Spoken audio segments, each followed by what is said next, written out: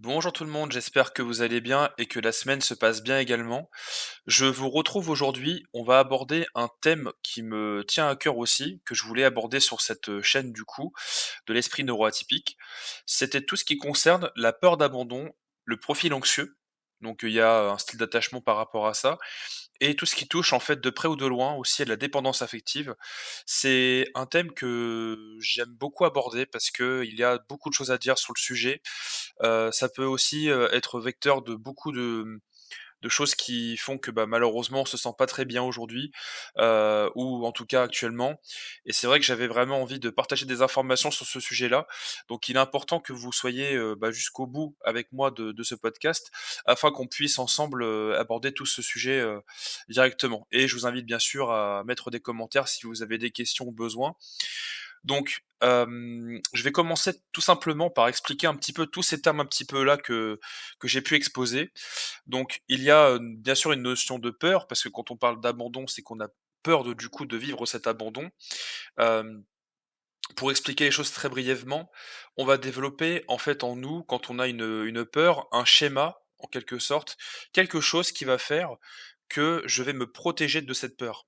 Et j'y reviendrai un peu plus tard, mais c'était déjà un peu pour schématiser un petit peu tout ça. Quand je parle de profil anxieux, en neurosciences, on appelle ça les styles d'attachement. Donc il y en a plusieurs qui existent, et quand on est dans une forme de dépendance affective, on parle d'un style d'attachement anxieux. Donc c'est en fait une façon d'être en quelque sorte, qui répond justement à cette peur. Donc c'est quelque chose qu'on va se créer, une sorte de persona, de ce que notre mental, notre cerveau va créer pour nous protéger justement de cette peur d'abandon. Et donc du coup, il va en découler forcément un comportement, donc c'est la dépendance, et très communément appelée la dépendance affective du coup. C'est quelque chose qui peut, pour faire très bref en tout cas, dans l'explication de la dépendance affective, c'est quelque chose qui va prendre en tout cas en général naissance à l'enfance, souvent avec les parents, le schéma parental. On va le retrouver aussi en amour, c'est possible si on subit une très grosse désillusion affective, et c'est vrai que ça peut vraiment se créer à partir de là. Donc la dépendance affective, en fait, ça va être, donc ni plus ni moins, en fait, le comportement qu'on va avoir, ce schéma, en fait, qu'on va avoir, qui va répondre parfaitement à cette peur qu'on a. Donc en fait, c'est quelque chose qu'on va créer pour éviter, en quelque sorte, de revivre cette peur, cette blessure qui a été pour nous très profonde. Et si vous voulez un exemple concret, par exemple, d'une personne qui va être dépendance, je peux très bien me dire, par exemple, je vais me rassurer en demandant à mon partenaire qu'il me dise qu'il m'aime, ou je vais lui dire en espérant d'avoir un retour. Ça, c'est typique d'une personne qui peut vivre effectivement une forme de dépendance affective. J'ai prévu d'aborder plusieurs points dans ce podcast. Donc, comment est-ce que je peux faire finalement pour comprendre un schéma de dépendance affective, et quels sont les signes aussi que je peux être en dépendance affective? Donc il y a plusieurs points que j'ai listés, que je vais vous énumérer, et puis bien sûr, bah, j'irai un peu plus dans l'explication au fur et à mesure. Donc on va retrouver un signe, en tout cas principal d'avoir en tout cas une dépendance affective. Il y a beaucoup cette notion de sacrifice de soi, c'est-à-dire que je vais avoir tendance finalement à, tout donner, je dirais, à l'autre, à me mettre vraiment de côté, à faire en sorte de faire passer toujours l'autre avant moi, de le mettre sur un piédestal aussi. On va vraiment avoir cette notion-là de dans la dépendance affective. On va avoir aussi une obsession amoureuse qui peut être fondée, quelque chose d'assez fort en tout cas. L'autre va tellement être idéalisé que je vais en devenir, obsédé par rapport à cet amour. Je me réfère en fait à lui pour me dire que je vis une vraie histoire d'amour, même si celle-ci est à sens unique, ou si celle-ci est, négative ou néfaste en quelque sorte. Hem, on va aussi donc du coup avoir cette, représentation du coup de l'autre, bah, du coup je l'expliquais un petit peu avant, mais de l'idéal. Donc forcément, bah, de d'avoir ce voir l'autre personne en face de moi comme un idéal, et du coup forcément, encore une fois, on revient sur le sacrifice et l'obsession, mais me mettre quelque part un peu en retrait. On va avoir beaucoup ce sentiment d'anxiété, avoir une réelle anxiété, bah, que l'autre, ne soit plus là, nous quitte. On va avoir cette peur d'être abandonné justement. On a aussi beaucoup besoin d'un sentiment de sécurité, c'est là où on va aller chercher justement les informations auprès de l'autre. On va chercher constamment à être rassuré, constamment à vouloir, être certain ou certaine d'avoir, et ben, cette notion de couple, cette notion de que l'autre nous aime. Donc on va aller chercher vraiment cette sécurité, à outrance. C'est-à-dire qu'on va complètement chercher, être, ouais, c'est ça, en fait, en permanence rassuré, en permanence en sécurité. il y a aussi cette notion de se sentir incomplet quand l'autre n'est pas là, ou quand par exemple je vais avoir, pas de nouvelles depuis un petit moment, bah, je vais me sentir incomplet parce que je n'ai pas du coup cette autre personne que j'idéalise, ou que j'aime, en quelque sorte. Parce que souvent c'est pas vraiment de l'amour, mais ça on y reviendra aussi un peu plus tard.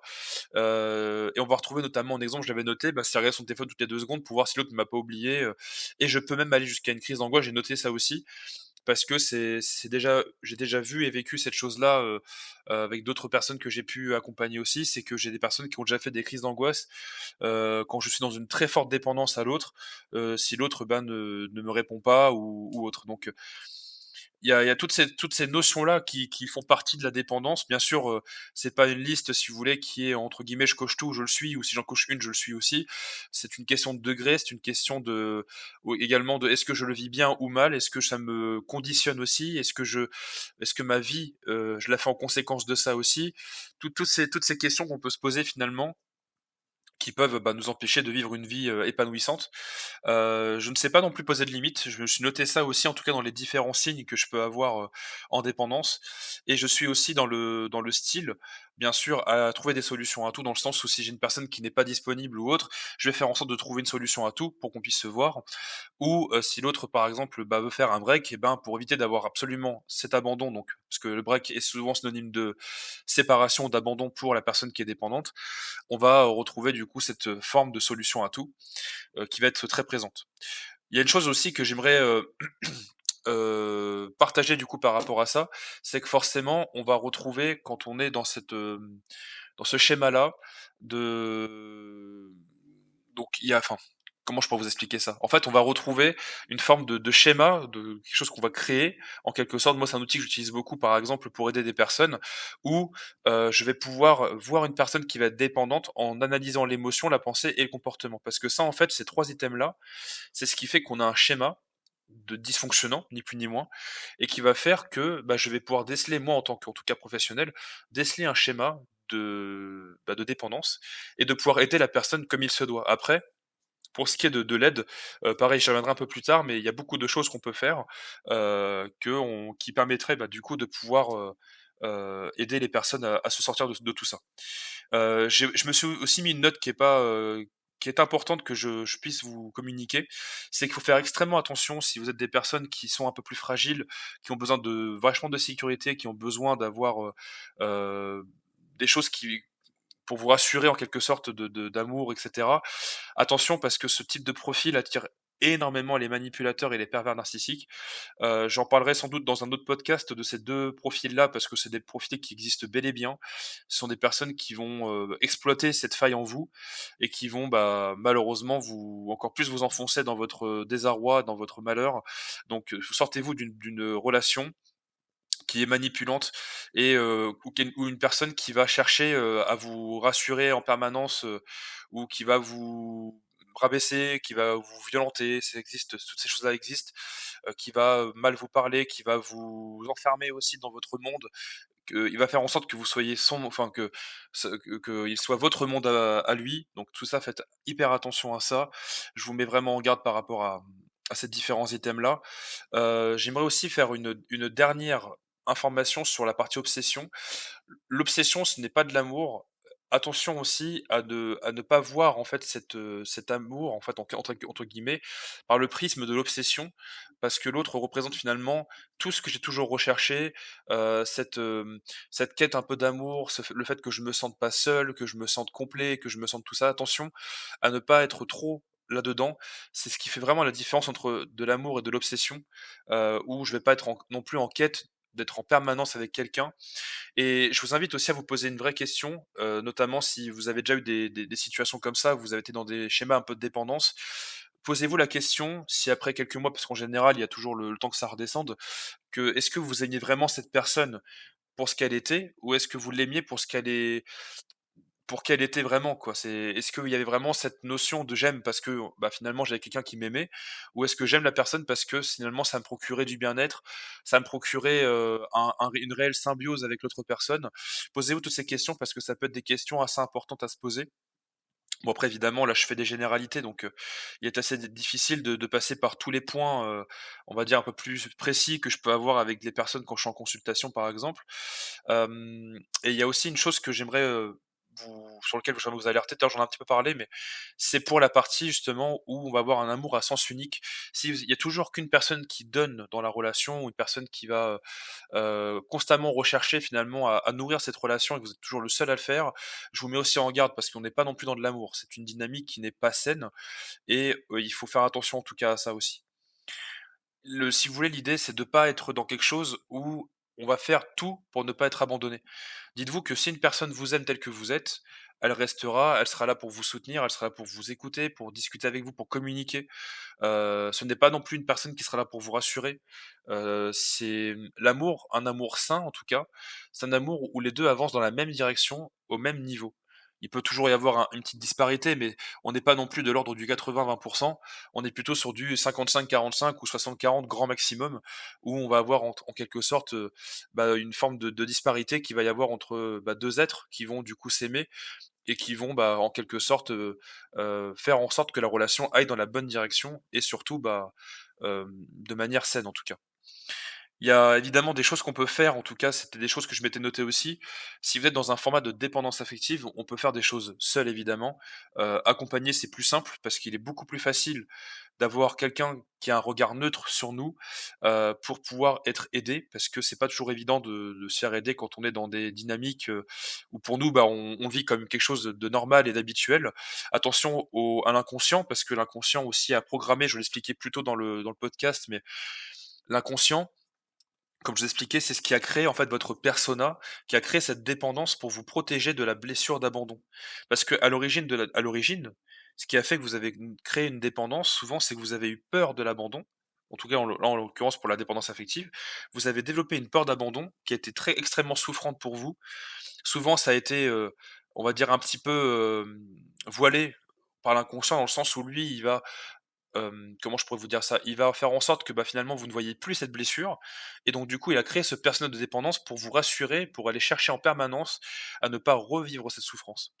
Ce n'est pas mauvais, c'est une dynamique de base qui est faite pour vous protéger, mais elle peut devenir un réel frein pour avoir du coup, des relations saines, pour avoir, un mode de vie sain aussi parce que, quand on est dans la peur, dans la dépendance et cetera, c'est pas toujours simple de vivre quelque chose de bien et de positif avec une autre personne et sachant qu'en général, malheureusement, ça finit toujours par coincer parce que quand on est dépendant, on a malgré tout un côté qui est extrêmement oppressant et qui peut faire peur, à des personnes même, qui sont dans un style d'attachement qui est sain, sans parler encore de l'évitant parce que ça je ferai un autre podcast plus tard sur le sujet, mais on va vraiment retrouver en tout cas cette dynamique-là.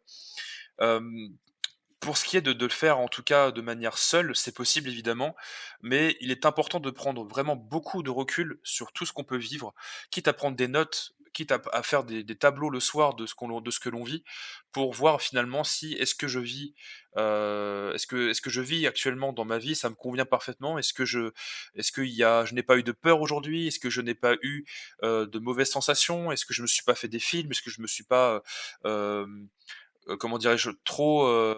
Trop mis la pression? Voilà, toutes ces questions qu'on peut se poser, en fait, finalement et qui peuvent nous aider finalement à déjà prendre conscience. Parce que le premier pas, je dirais, de sortir d'une dépendance, c'est déjà d'en prendre conscience. Après, il y a la phase d'acceptation qui peut être plus ou moins longue et après, il y a ce que moi j'appelle la phase de guérison, où là, effectivement, ça demande plus de temps parce qu'il y a un schéma qui est en cours.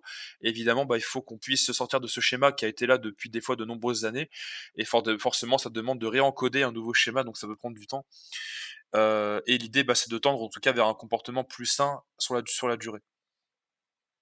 Il y a une chose qui peut être, pas mal aussi comme exercice que je peux vous donner dès maintenant, c'est que quand on est en dépendance affective, en général, quand on est en couple, on a tendance à tout donner dans la partie amoureuse. Il faut savoir qu'en neurosciences, on parle de 5 vies principales: l'amical, le travail, le perso, l'amour et la famille.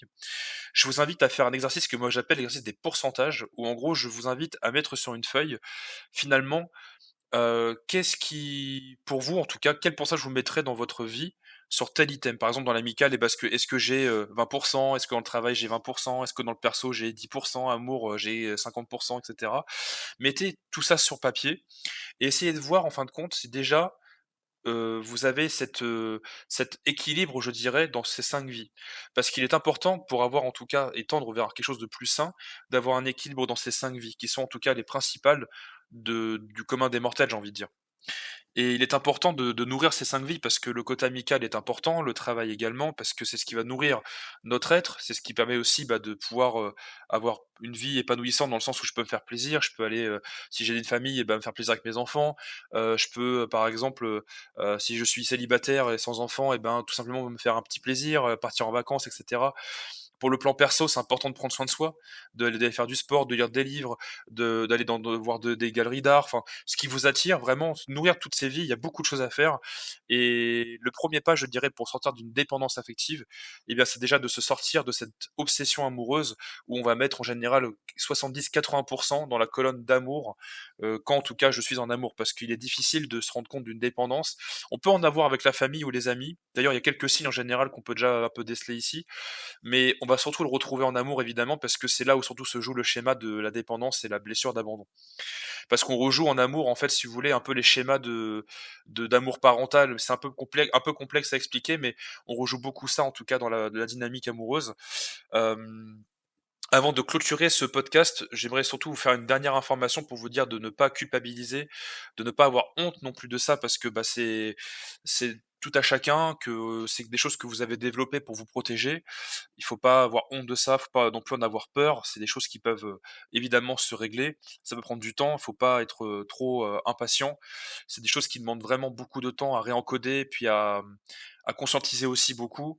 Il y a en général un certain temps avant de le faire. Moi, je suis en mesure de pouvoir aider des personnes. D'ailleurs, bah, vous trouverez, en description, tout le détail si vous avez des questions à me poser pour les accompagnements, tout ça, vous le trouverez via ma boîte mail ou mon numéro de téléphone portable sur, WhatsApp essentiellement. Si vous avez aimé ce podcast, n'hésitez pas aussi à liker et à vous abonner, ça permet toujours de pouvoir booster la chaîne YouTube et puis de me faire connaître. Et puis, bah, en tout cas, c'est avec grand plaisir que je vous ferai d'autres podcasts sur les différents sujets. Merci beaucoup pour votre écoute et je vous dis à très vite.